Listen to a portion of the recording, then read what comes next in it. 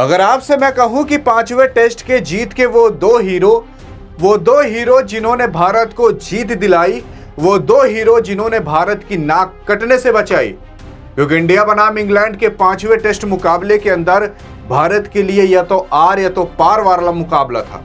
अगर भारत हार जाता तो हमेशा की तरह इंग्लैंड में आकर जैसे हमेशा से हारा करता है सीरीज, अभी भी हार जाता। लेकिन इस बार सीरीज भारत ने बचा लिया। ना तो इंग्लैंड के हाथ में ना भारत के हाथ में, किसी के हाथ में सीरीज नहीं गई। लेकिन हाँ, यहां पर भारत हारा नहीं, क्योंकि पांचवा टेस्ट मुकाबला बिना जसप्रीत बुमराह के हम ये सोच भी नहीं सकते थे कि बॉलिंग के लाइन और लेंथ में इतना अच्छे कर सकते हैं। लेकिन अगर मैं आपसे कहूं कि ये मैच केवल और केवल बॉलिंग की वजह से जीता गया है, तो क्या आप यकीन करोगे? क्योंकि जब हम पहले इवनिंग के अंदर 2-250 के अंदर पूरी तरीके से खत्म हो चुके थे, तब बॉलर्स नहीं आकर बचाया। यहां पर भी बहुत ज्यादा रन का टारगेट नहीं था, आकर वापस से बॉलर्स नहीं बचाया और एट द एंड हम 6 रन से इस मैच को जीत गए। लेकिन इस मैच को जीतने के वो दो हीरो थे, वो दो हीरो आखिर कैसे वो दो हीरो बने, आइए जानते हैं। क्योंकि पांचवें दिन जब भारत का हार कंफर्म था, मात्र 35 रन चाहिए थे और 4 विकेट बचे थे पूरे इंग्लैंड टीम के, किसी ने भी नहीं सोचा था कि ये मैच हारा भी जा सकता है।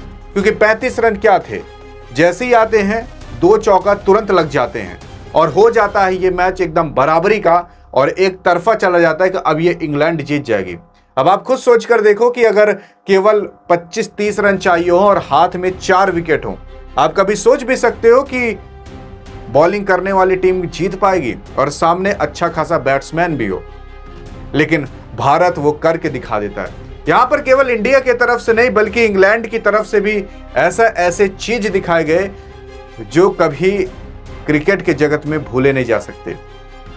क्योंकि यहां पर भारत ने केवल लड़ना ही नहीं सिखाया, लड़कर जीतना भी सिखाया, संघर्ष करना सिखाया और लाइफ को भी बेहतर करना सिखाया।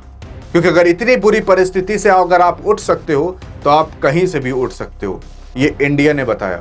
और खास करके वो दो हीरो ने बताया, जो दो हीरो अभी आपको पता चलने वाला है।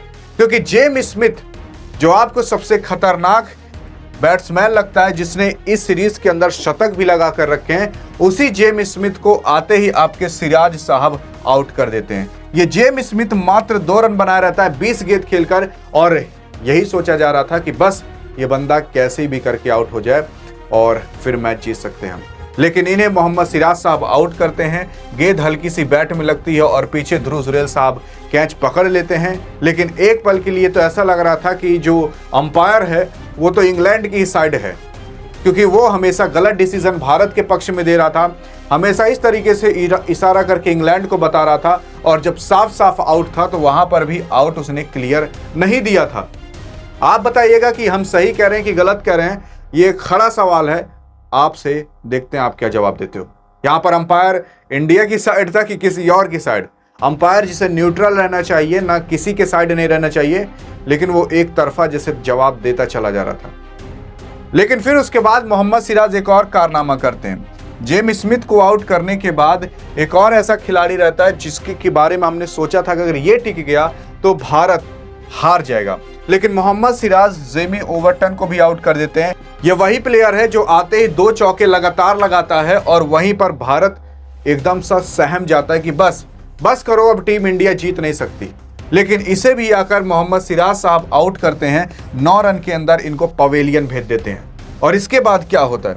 इसके बाद यह होता है भाई, वापस से एक और विकेट गिरता है।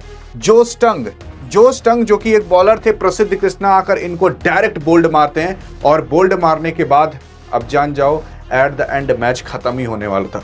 लेकिन मैच यहां पर भी नहीं खत्म होता है, क्योंकि यहां पर एक ऐसा खिलाड़ी आता है जिस खिलाड़ी का हाथ टूटा हुआ था और इसने बताया कि अगर हाथ टूटा है तब भी आप मोहम्मद सिराज जो कि 140 प्रति घंटा की रफ्तार से गेंद फेंकता है, उसके सामने आप खड़े हो सकते हो।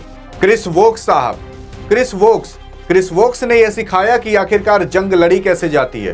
क्रिस वोक्स ने यह सिखाया कि आखिरकार मैच खेला कैसे जाता है।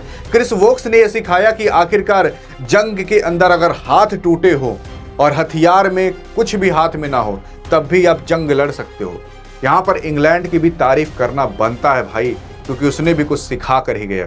क्रिस वोक्स साहब ने यहां पर एक हाथ से आकर खेलने के लिए तैयार हो गया। और अगर ये बंदा मना भी कर देता कि भाई मैं नहीं खेलने जा रहा, मेरा तो हाथ टूटा है, इससे कोई सवाल तक नहीं करता कि चूं तक नहीं करता कि तू भाई खेलने चला जा।